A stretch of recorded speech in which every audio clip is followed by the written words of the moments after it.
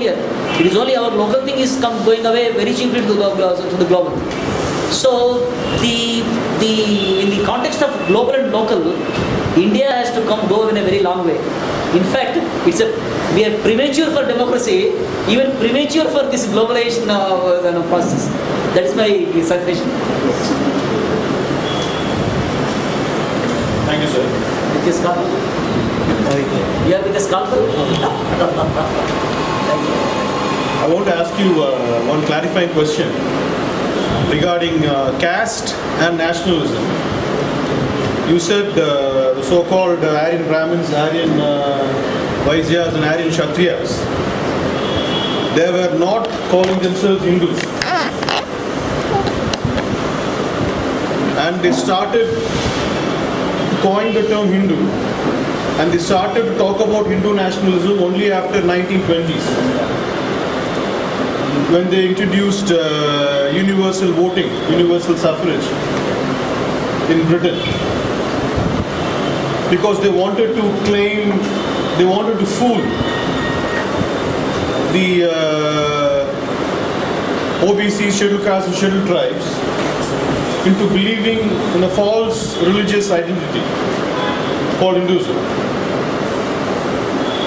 So you basically say that Hindu nationalism was created to preserve the caste system, the Brahminical social order, and the hegemony of the Aryan Brahmins, Aryan Kshatriyas and Aryan Vaisyas. Now in a true Indian nationalism, through social democracy, is there a possibility for casteless nationalism? A nationalism without caste? And what can we do about it?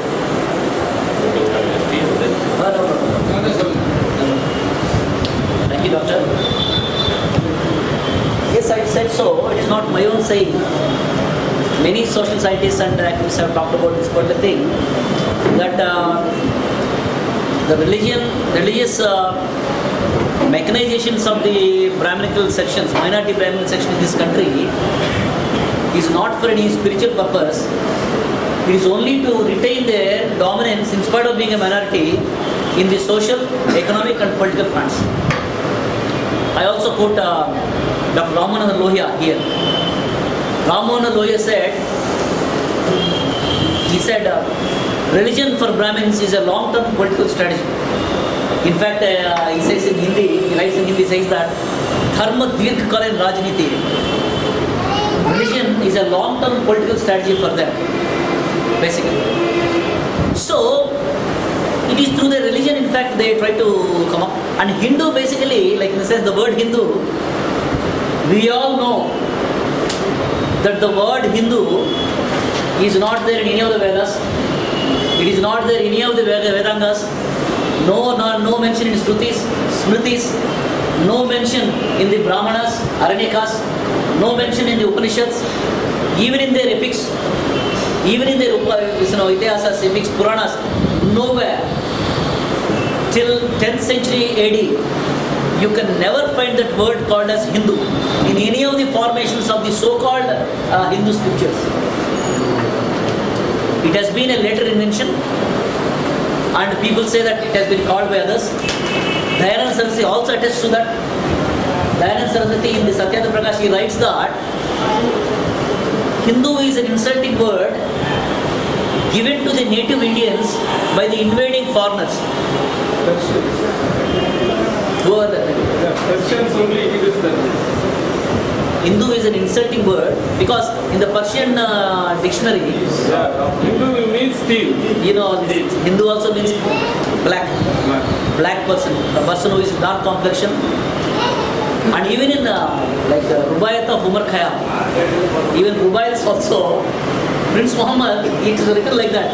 Prince Muhammad went on a invasion, crossed the Pamir hills and fought against the demon-looking natives like us. So, like in a sense, this word Hindu basically is their calling. But I don't agree that they could not spell Sindh and they called Hind. I don't agree with that. because it should be Heen, as Dayanand Sir said. If they cannot pronounce Sindh, how can they pronounce Shia and Sunni? How can they pronounce Salam? See, all these things, they can pronounce it. Persian, there are words like this. But as Dayanand Sir said, told, it is a Hindu. Heen. He writes in Hindi, जो लोग पराजित हुआ, जो लोग गुलाम हुआ, उनको हीन मान लिया. That's what exactly it's written. So those who are defeated, those who have become enslaved, they are called as heen. But nobody would agree with it because they have converted this particular thing in a very high, strategic way. They write this on our wall saying that "Garv se kaho hum Hindu hai." Say it with pride that we are Hindus. So they want to make us feel proud being Hindus. But originally that word was, in fact, came as an insulting word. But now it has been turned into a kind of a word which in fact, arouses your kind of a pride. So that is the kind of a strategy that they have made. But one thing is there, their religion always, in fact, their strategy always used to be, first thing is of the war. War, you can enslave a person, enslave a group temporarily. But through religion, through their mind, that's why their religion is called as cultural colonization. It's called as colonization of the mind. Through colonization of the mind, they in fact have colonized everything basically. So this particular word, basically Hinduization, originally they were not, there have been so many instances where they deny that they're Hindu. There is no term called Hindu, there is no religion called Hindu. But now they have made, they're calling it as Hindu Rashtra, Hindu nationhood, Hindu, in fact, pride, Hindu culture. So in fact, they have cooked up this particular thing, not just to fool us, but to govern us and to make us, physical and mental slaves. May not be physical slaves today we are, but definitely we are mental slaves. I think so. There is a necessity for us to come out of it, slavery. Can there be a caste system? Oh yes, can there be a caste system? Yes. In fact, my argument basically is, if at all there is an India forms into a nation, it should be on the path of casteless nation. We will have to disown these castes. Basically because this is not our identity given. It also basically says that the Brahminical forces in fact have been giving several identities to us. Anarya is not our identity.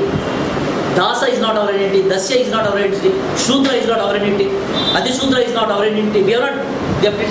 Even caste name I have not kept myself. And even for Telugus like us, we have surnames. Surnames. Many of the surnames of the lower caste, many scheduled castes and some OBCs, the surnames, they are very insulting surnames. They are like crab, snake, fox, and they are very insulting surnames, they are like, cattle, buffalo, and yes, such surnames will be given for the lower caste, and for the so-called Brahmin caste, they keep identity, the surnames are like, valorizing identities. They are like, Rudrapati, Vennilakanti, Nemalikanti, you must be knowing them. Say, I have Rudra, Pusapati. You will not find them in lower caste. They are not our identities. I have not kept my identity as, the fox. Had it been my identity, I would have changed it. I would have put it. So these are the labels, in fact, have been sticked up to us. These identities are given identities by some others. If others give you identity, they will not give you in your favor. They will be given in their favor. So the point of your identity as a caste, your identity as caste is in their favor. It is not in our favor. As long as I in fact, arrogate in the name of caste, I will only strengthen the caste system. If I strengthen the caste system, where I will find myself? Will I end up here? Never. I will only end up here or somewhere here. So, today we see people arrogating in the name of caste. People say, my caste is so, my caste is superior, my caste is this. So, we go into that kind of a psychological, kind of a cultural colonization and feel, great about it. But if you arrogate based on your caste, you will always strengthen the Brahmin system and we become mental slaves. So, therefore, any kind of a nationalist aspiration in this country should be on the basic foundation of establishing a caste society, and then we'll become a strong nation. So the OBCs, SCs and STs should They say must- we should say we are not Hindus Yes, that's all. and we don't have caste. That's all. And in fact, Bamsef, many topics we said that, the real problem of the OBCs is that they have forgotten that they are Shudras and they are calling themselves as Hindus. That is the real problem. Today nobody is calling you as Shudra. Do they call you as Shudra? Do they call you as Adishudra? No, they will not call. They will call you only as Hindu. That is their strategy. If somebody calls me Adishudra, I will please laugh him. If somebody calls me as Hindu, I say, okay, I am also Hindu, fine. Whatever Hindu may be, lesser at the lower level, maybe I am a Hindu. So I will just tolerate. So that is the strategy. And the second thing is, today nobody is calling us in the name of caste. Earlier they used to call us only in the name of caste. But today they are only calling us in the name of Hindu or nationality or Indian, that is not. So as the doctor said, we must disown the caste identities and also disown the identities of this thing, and we all these oppressed groups, the so-called victimized groups of this pyramidal social system, they must come back to their original identity. That original identity is that we all belong to the Indus civilization, proto-democracy. That is the original identity. It is with this identity they have defeated us.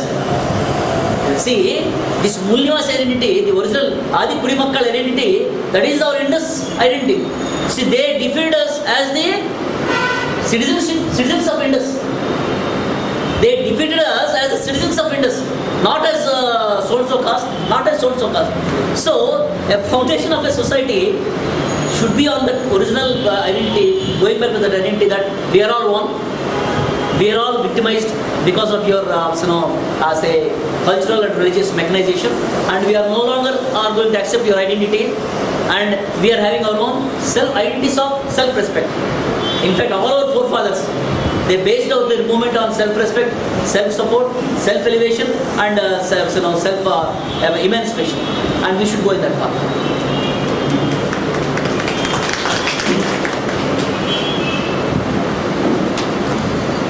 So, basically, all the Europeans probably are Aryans, as well as Indian Hindus, Aryans. Before some time, they were never trained to, never interested in calling themselves as Hindus. They were called themselves as Aryans. They want to align with the European forces. After that, some time in London, that right to the franchise, they're going to give it to all the people. They are trying to get that franchise to them also. In some period, the Indians also may get it. They wanted to identify themselves with the majority of Indians. So they started to call themselves Indians. Okay? So all of us, totally, all Adisudras or Sudras, Kshatriyas or whatever, everybody is called now Hindus, and we are also accepting. Okay? Without any question, we are all called as Hindus ourselves. We should shed that feeling, folks. What should we do? That they are having the ideology with them, they are propagating on us. How to identify ourselves that we are all separate entities? It's a very big question. We cannot say that we are all not Indians or Hindus. We are all in one Indians. At the same time, we are united in the name of Hindus. As you said, Muslims and Punjabis, Khalistan and all, if they are trying to develop their own nationality, that thing is being killed by the very force. So they want the people here in India, the Aryans, had to align with the European forces. Totally global level, they are the ruling masters of the globe. So they want to try, they want to go with that to rule the whole globe. In this time, what we can do to identify ourselves clearly? Sir, as you said, this Aryan identity was sometime there among the German Nazi thing. But later on, because of several, it is almost it's like a khichdi. Europe and other things is like khichdi, basically. So they never harp on Aryan identity. That was only a formation, basically among the Nazi this thing and all, that's their aspiration. And it was thorough amalgamation. Now today they don't call themselves as Aryan, that this and all. But only this